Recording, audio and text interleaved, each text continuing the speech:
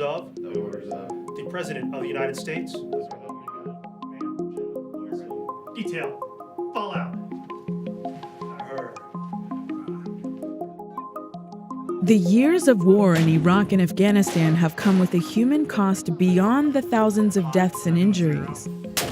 Repeated, grueling deployments of American troops. And that's made recruiting new personnel even harder. But now, President Trump wants a bigger army. He's ordered the largest single-year increase in recruitment targets in the history of the armed services.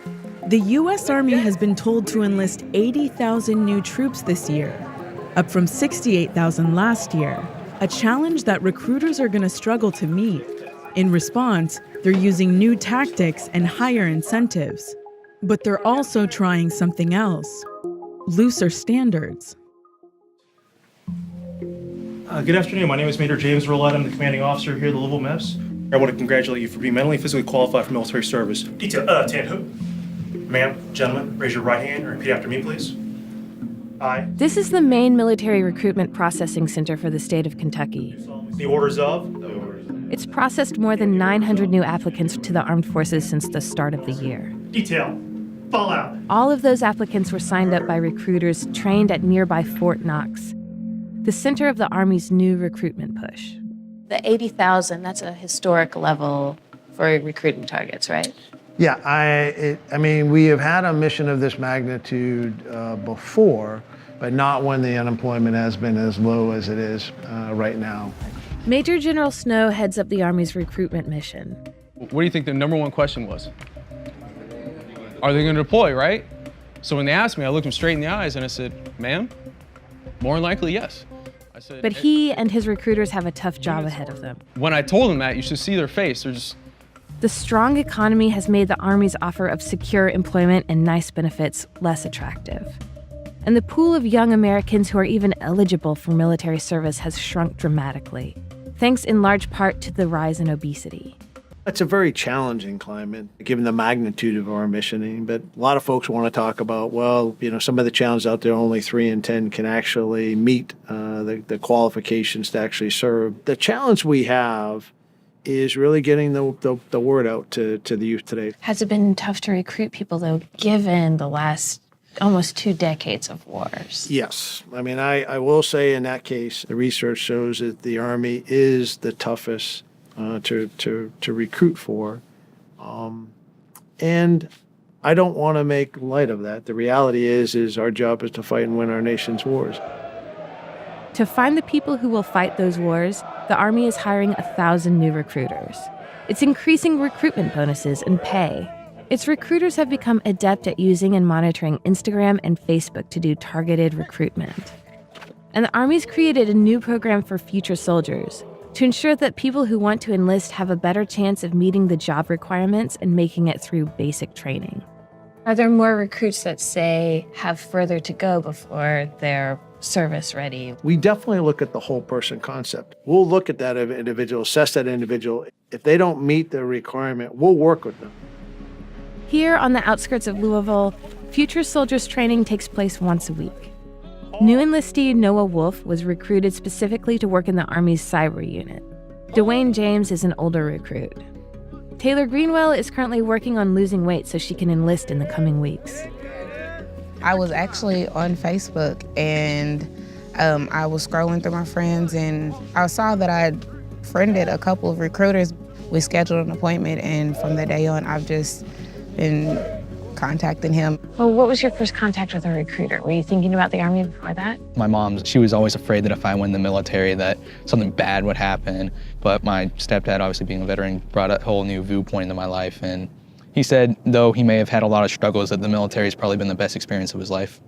So you're working to get in shape so you can enlist? I was 220 pounds. I didn't think that I was going to be able to do it. I know that the future soldiers training has helped too. So do you guys ever feel like you're just numbers to the Army, like they're trying to recruit as many people as possible? I think from the outside, when you start the process, you kind of are, but that changes whenever you get to your company or wherever setting they're going to be in. A lot of people are were telling me not to go. So like your high school friends were like, stick around. Yeah, they don't go to the military. You're crazy. You'll be in war. But I mean, looking on the positive side, you think about the benefits, you think about the experience, the travel, the money. So More recruiters and new training programs have helped the Army reach people like Taylor, Noah, and Dwayne. But it's still struggled to hit targets. So the military has done something else to make recruiting easier. It's relaxed standards. If you go ahead and follow me, please. Okay. You get nervous with tests? Yes, I always want to win. Okay. Go ahead, take a seat. To join the armed forces, you still have to have a high school diploma or GED. Then you have to take a basic reading and math test. Usually recruits have to score at least in the 31st percentile. But the Army also allows some recruits to enroll despite scoring below the minimum. And in the last couple years, that number has risen. I have finished. How do you think you did? I don't know, the math is a little rusty. Okay, all right, let's go check it out. All right, you did extremely well. Okay, so out of these 4... At this Louisville recruiting center, Sergeant Bowman has to get 17 people on average to walk through the door each week. Do you ever think like, oh, I've got this recruit, he's kind of on the line, but I'm gonna push him in because we gotta get our numbers up? No, only because if they don't meet the standard, then they don't meet the standard. It's not, there's no gray area, it's black and white. What would you tell an applicant who maybe had a drug conviction or some other criminal record? Yeah, so what we would do is we would go through the same exact process. We would A go moral ahead. waiver. We would do a moral waiver, yes. So it's the same exact process. You're gonna test, you're gonna do the physical. Once you're test qualified and physically qualified, then we gather all the law violation paperwork or the court documents, and we send that up to our waivers analysts. While the number of waivers issued has stayed roughly the same since 2013, the number of moral waivers has risen sharply, especially for marijuana offenses. It's become easier for people with past episodes of mental illness to enroll. And the Army has lowered its requirements for body fat percentage. For women aged 17 to 20, it's now 30%, which is technically obese. If you see any of your friends that might be struggling and may need some extra direction, Some of these changes, like the looser attitude towards weed, may make sense. And the Army is adamant that the changes will have no impact on the caliber of people it's hiring. But the truth is, they don't really know what difference the new standards will make. And Trump's new recruitment push will put them under more and more pressure as the year goes on. Are you concerned about the quality of candidates for this position? Absolutely not. We do a great job of screening our applicants. We're not shortchanging the standard at all.